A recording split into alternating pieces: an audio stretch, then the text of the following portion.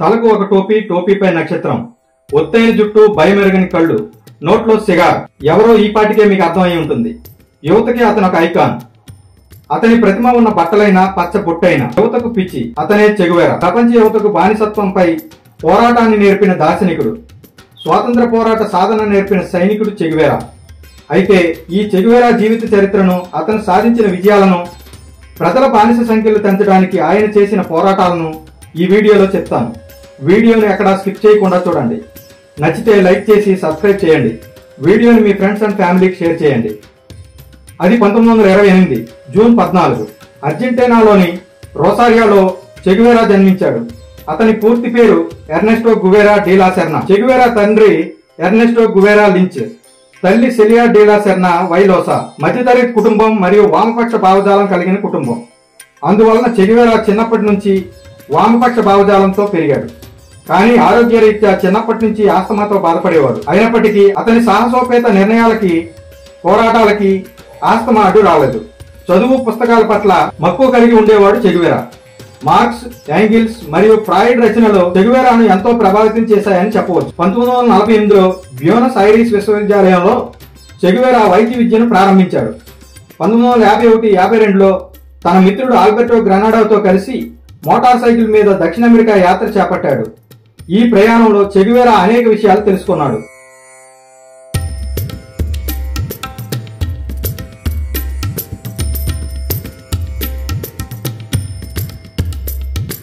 Chile, Peru, Colombia మొదలైన దేశాలలో అన్యాయపు వ్యవస్థలు చేస్తున్న అరాచకాల వలన ప్రజలు ఏ విధంగా పేదరికంతో అవస్థలు పడుతున్నారో చూసి చలించిపోయాడు చెగువేరా. ఈ మోటార్ సైకిల్ యాత్ర తరువాత చెగువేరా రాసిన ద మోటార్ సైకిల్ డైరీస్ ఎంతో ప్రాచుర్యం పొందింది. ఈ యాత్ర తరువాత ఇక నేను కాదు, మారిపోయాను అన్నాడు చెగువేరా. 1953 తర్వాత చెగువేరా తన వైద్య విద్యను పూర్తి చేశాడు. కానీ తన మోటార్ సైకిల్ యాత్రలో చూసిన ప్రజల బానిస సంఖ్యలను పెంచాలని అనుకున్నాడు. అందుకని మరలా దక్షిణ అమెరికా ప్రయాణం ప్రారంభించాడు. గ్వాటిమాలాలో అమెరికా CIA మద్దతుతో చేస్తున్న ఆధిపత్యాన్ని తిప్పికొట్టాలని నిర్ణయించుకున్నాడు. అక్కడి అధ్యక్షుడు జాకోబో ఆర్బెంజ్ రైతుల కోసం భూమిని పంచాలని నిర్ణయించుకున్నాడు. కానీ అది నచ్చని అమెరికా ప్రభుత్వం అతన్ని తొలగించింది. ఈ సంఘటన చెగువేరాను మరింత కలిసివేసింది. వెంటనే అతను తీవ్రవాద భావజాలం వైపు నడవటం ప్రారంభించాడు. సామాజిక మార్పు సాధించాలంటే శస్త్రధారణ ఒక్కటే మార్గమని గట్టిగా నమ్మడం ప్రారంభించాడు. గ్వాటమాలా నుండి పారిపోయి మెక్సికో నగరానికి చేరుకున్నాడు. అక్కడే అతను ఫిడెల్ కాస్ట్రోను కలుసుకున్నాడు.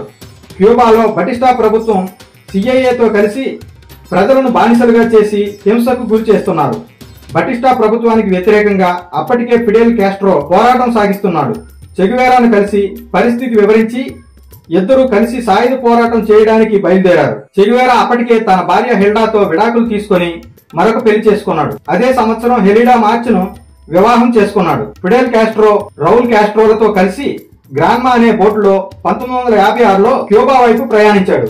ఫిడెల్ కాస్ట్రోతో కలిసి క్యూబా చేరుకున్న తర్వాత మరికొంతమంది విప్లవకారులతో కలిసి ప్రభుత్వానికి ముచ్చెమటలు పట్టించారు.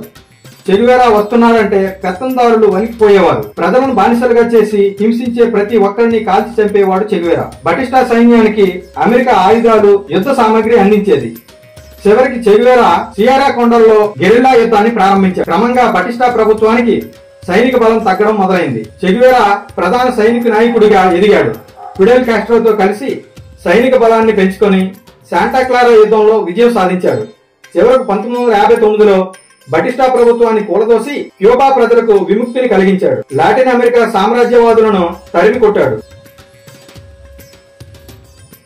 చివరకు విప్లవ విజయాన్ని ప్రపంచానికి పరిచయం చేశాడు చెగువేరా. సాయుధ పోరాటంతోనే సామ్రాజ్యవాదాన్ని నిర్మూలించవచ్చని నిరూపించాడు. ఈ విజయం తర్వాత క్యూబాలోని ఫిడెల్ కాస్ట్రో ప్రభుత్వంలో చేరి క్యూబా జాతీయ బ్యాంకు అధ్యక్షుడిగా, పరిశ్రమల శాఖ మంత్రిగా, విదేశాంగ శాఖ కార్యదర్శిగా తన బాధ్యతలు నిర్వర్తించాడు.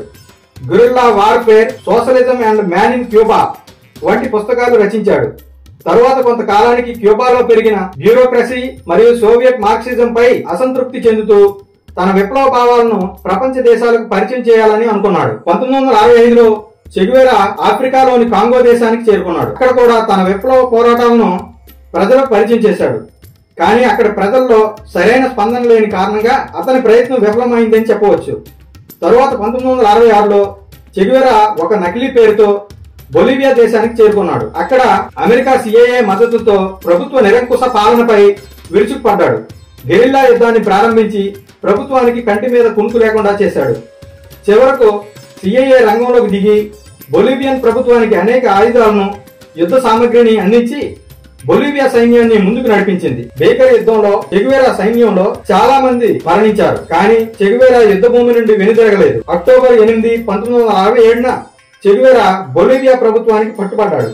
ఆ మరుసటి రోజు అంటే అక్టోబర్ 9న బొలీవియా సైన్యం అతన్ని కాల్చి చంపింది. అతని పార్థివ దేహాన్ని క్యూబాకి అప్పగిస్తే అంతిమ సంస్కారాలు జరిపి విప్లవ స్తూపాన్ని నిర్మిస్తారని భావించి అతని 2 చేతులు నరికి క్యూబాకు పంపించారు. అతని పార్థివ దేహాన్ని ఎవరికీ తెలియని ప్రదేశంలో ఖననం చేశారు. ఫార్మాల్డిహైడ్ కెమికల్ తో భద్రపరిచిన చెగువేరా చేతులను వేలి ముద్రలతో పరీక్షించి అవి చెగువేరా చేతులుగా నిర్ధారించారు. దాదాపు 28 ఏళ్ల తర్వాత ఒక రిటైర్డ్ ఆర్మీ అధికారి సూచన ద్వారా చెగువేరా సమాధిని కనుగొన్నారు. చెగువేరాతో పాటు మరొక 6 మృతదేహాలను కూడా గుర్తించారు. ఒక అస్థిపంజరానికి 2 చేతులు లేకపోవడం గమనించారు. అది చెగువేరా అస్థిపంజరాన్ని నిర్ధారించుకుని క్యూబా తీసుకువెళ్లారు. అక్కడ సైనిక లాంఛనాలతో అక్టోబర్ 17, 1997న మళ్ళా అంత్యక్రియలు జరిపి చెగువేరాకు అంజలి ఘటించారు. చెగువేరా ఇప్పుడు ప్రతిఘటన, విప్లవం, సామాజిక న్యాయానికి ప్రతీకగా నిలిచాడు. ఆల్బర్టో కోటా తీయించిన అతని ఫోటో ప్రపంచవ్యాప్తంగా విప్లవ చిహ్నంగా మారింది. అతని అనుచరులకి, విమర్శకులకి ఆయన ఒక ప్రేరణాత్మకమైన వివాదాస్పద వ్యక్తి. చెగువేరా ఒక వైద్యుడు, గెరిల్లా, కవి మరియు రాజకీయ కార్యకర్త. అతని జీవితం ఒకే ఒక లక్ష్యం చుట్టూ తిరిగింది: ప్రపంచంలో ఉన్న అన్యాయాన్ని నిరోధించాలని. చెగువేరా మరణించాడు, కానీ అతని ఆలోచనలు, ఆశలు, కలలు కోట్ల మంది మనసుల్లో జీవిస్తున్నాయి.